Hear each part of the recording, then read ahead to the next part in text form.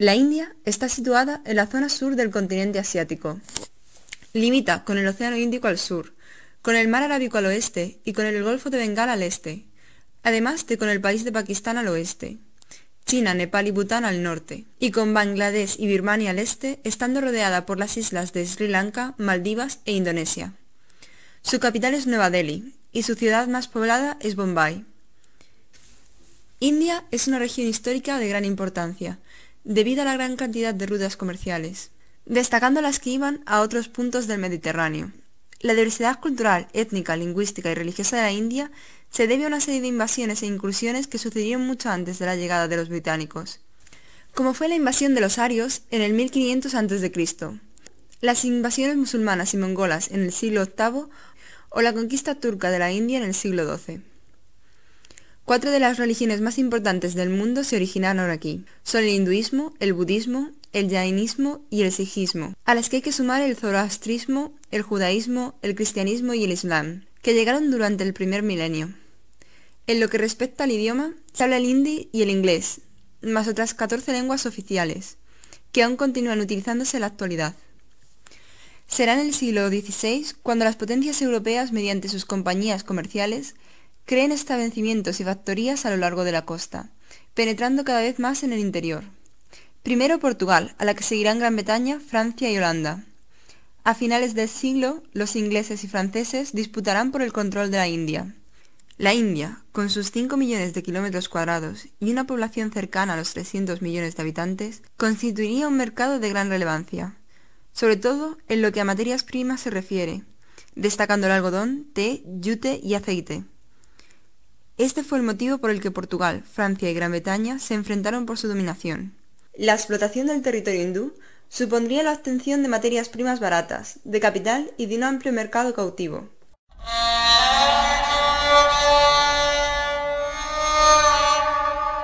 Reino Unido está situado al noroeste de Europa. Su territorio está formado por la isla de Gran Bretaña y una porción de tierra al noroeste de Irlanda.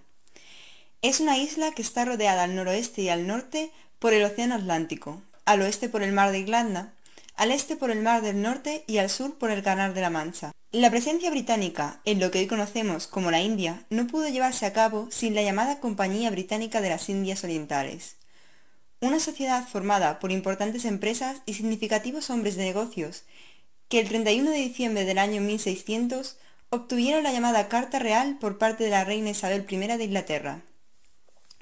Esto significaba el garantizar el monopolio británico del comercio de especias en la India, y así poder competir comercialmente con el poder español en las Américas. El Imperio Británico nace en el siglo XVII.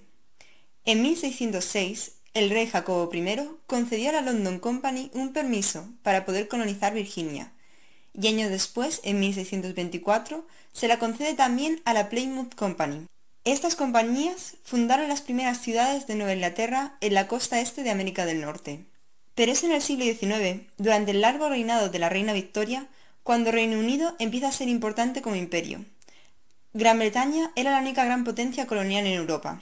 Cuando Gran Bretaña se expansiona en África, funda nuevas colonias de explotación, a las que añade el protectorado de Egipto y Sudán a finales del siglo XIX y principios del siglo XX, convirtiéndose el imperio colonial británico en el más grande y extenso del planeta.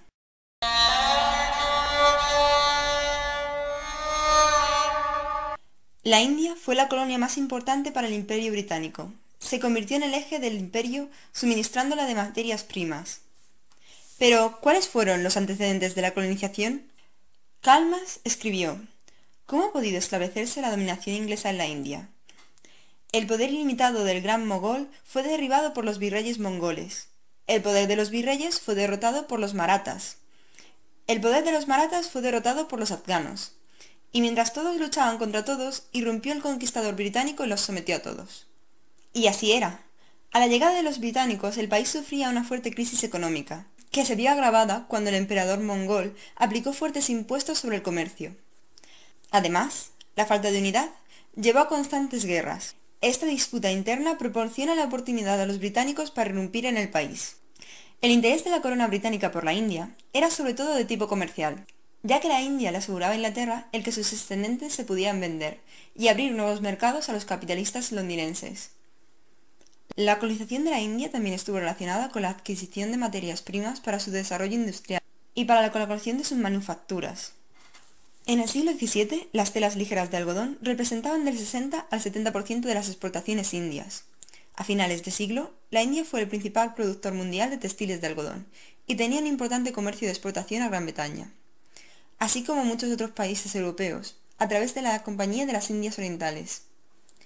Sin embargo, como la industria algodonera británica experimentó una revolución tecnológica a finales del siglo XVIII, la industria de la India se estancó, arruinada por los ingleses para obligar a los hindúes a comprar mercancías.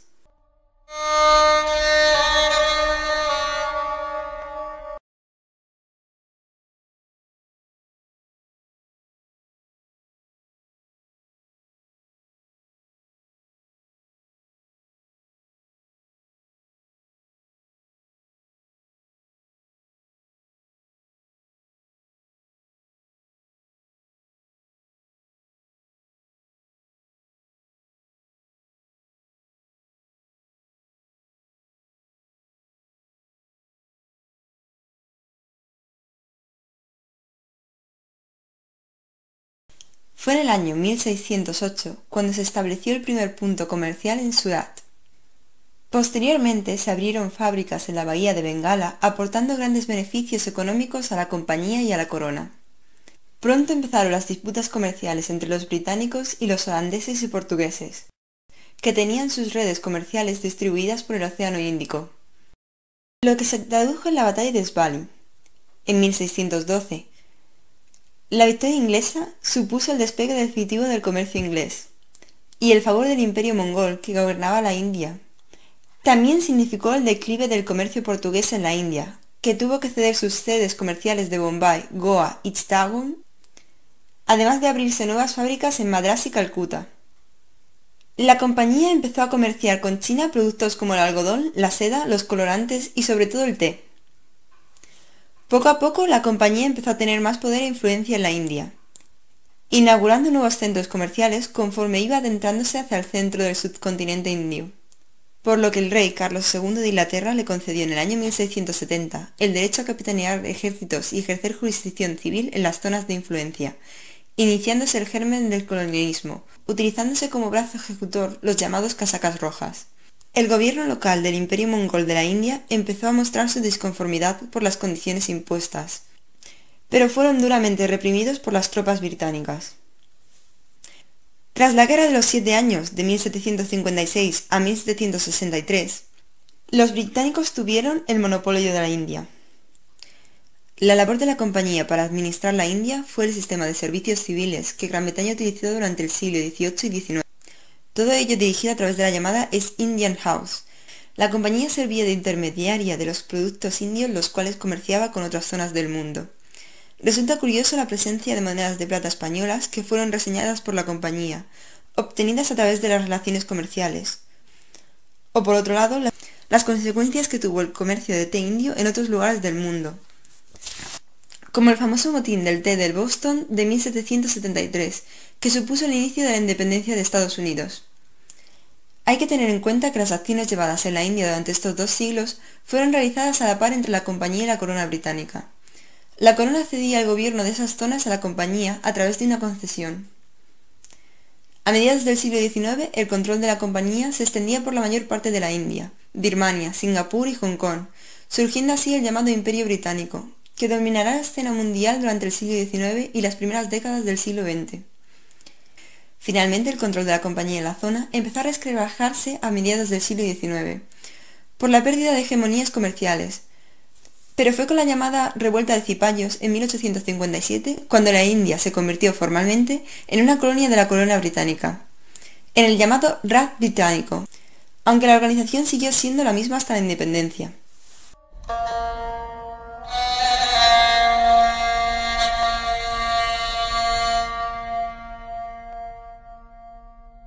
¿Cuáles fueron las consecuencias de la colonización? Las consecuencias demográficas. La disminución de la mortalidad debido a la introducción de la medicina moderna occidental y el mantenimiento de altas tasas de natalidad elevó altamente la población. Esto dio como resultado un desequilibrio entre la población y los recursos, problema que se sigue manteniendo.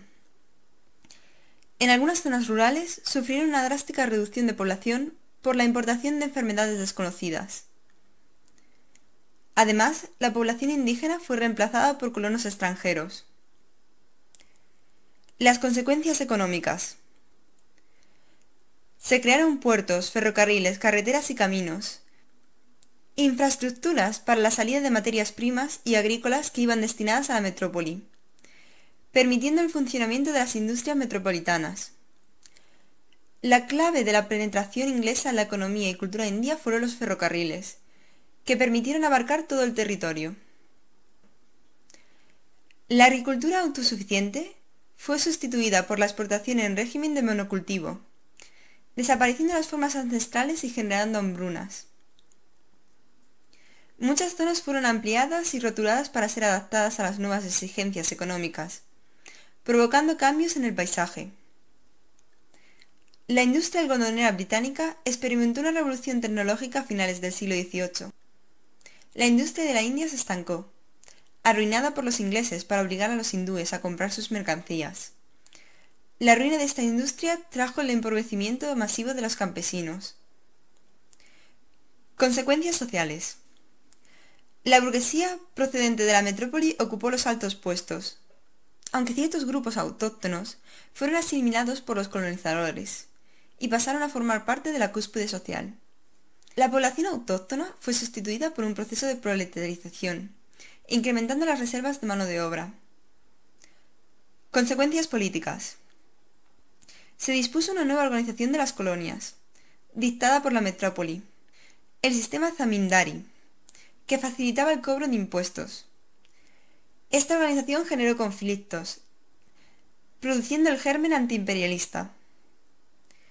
Las revueltas a menudo estuvieron protagonizadas por la clase media. Demandaban aquello que las metrópolis defendían para sí, pero negaban a las colonias: la libertad, la igualdad, la soberanía nacional.